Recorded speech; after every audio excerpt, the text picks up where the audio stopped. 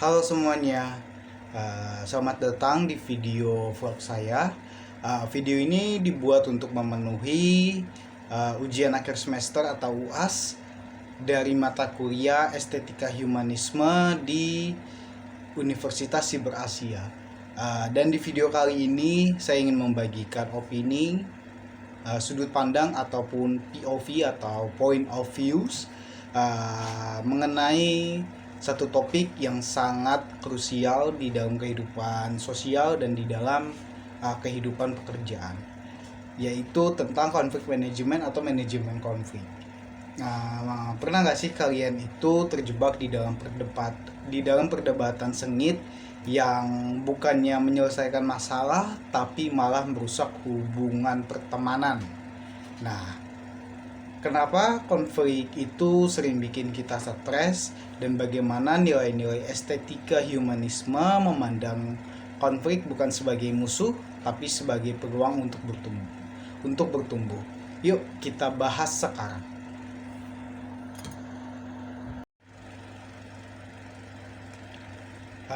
Jadi secara sederhananya konflik itu adalah suatu benturan ataupun perbedaan dalam pandangan, kebutuhan atau nilai antara dua pihak ataupun lebih. Dan di dalam kacamata psikologi, humanistik dan estetika humanisme, setiap manusia yang lahir dengan adanya latar belakang, pemikiran dan persepsi yang unik. Jadi perbedaan pendapat dan munculnya konflik itu sebenarnya adalah hal yang sangat wajar dan lumrah.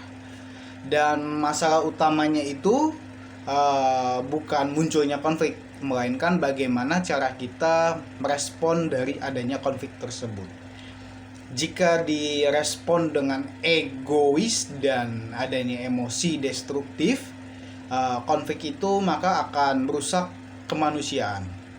Jadi jika dikelola dengan empati dan keindahan dalam berkomunikasi, konflik itu justru menjadi jembatan dari setiap manusia untuk menuju pemahaman atau esensi yang lebih dalam. Kemudian lalu apa hubungannya manajemen konflik dengan estetika humanisme? Ada 3 poin utama dari menurut saya. Yang pertama itu keindahan berkomunikasi ataupun estetika.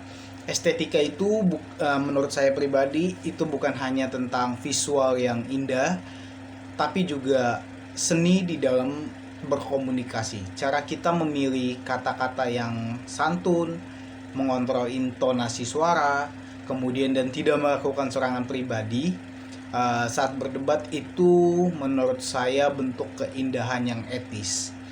Dan yang kedua yaitu empati dan active listening atau humanisme sendiri.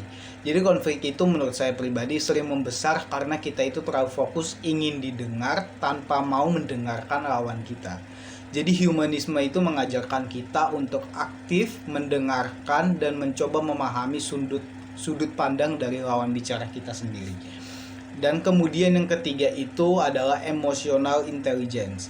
Jadi emotional intelligence ini lebih ke mengendalikan emosi kita sendiri saat terjadi benturan pendapat atau perbedaan pendapat.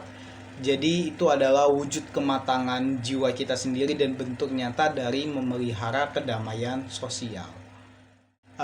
Kemudian fokus pada masalah dan bukan menyerang orang. Sebagai contoh sederhana di kehidupan perkuliahan online kita, misalkan ada anggota kelompok yang memang terlambat mengumpulkan bagian tugasnya, respon yang destruktif adalah langsung memarahi di grup WhatsApp ataupun chat grup dan menghakiminya. Tapi dengan pendekatan manajemen konflik berbasis humanisme ini, kita akan menghubungi secara personal ataupun japri, menanyakan kendala yang dialami. Mungkin saja ada masalah pekerjaan atau keluarga atau ada kesibukan masing-masing, lalu mencari solusi bersama supaya tugas kelompok ini tetap selesai tanpa merusak yang namanya tali silaturahmi. Dan menurut saya pribadi yang harus diingat prinsipnya adalah serang masalahnya, bukan orangnya, dan hargai manusianya, seperti itu. Dan untuk kesimpulan akhirnya, menurut pandangan saya konflik itu bukan sesuatu yang harus kita hindari, bukan yang sesuatu harus kita takuti dan jauhi, melainkan harus kita kelola dengan bijak dan baik. Dan untuk manajemen konflik yang efektif sendiri adalah cerminan dari nilai-nilai estetika humanisme di dalam kehidupan pribadi kita sehari-hari. Sekian opini dan paparan menurut pandangan pribadi saya.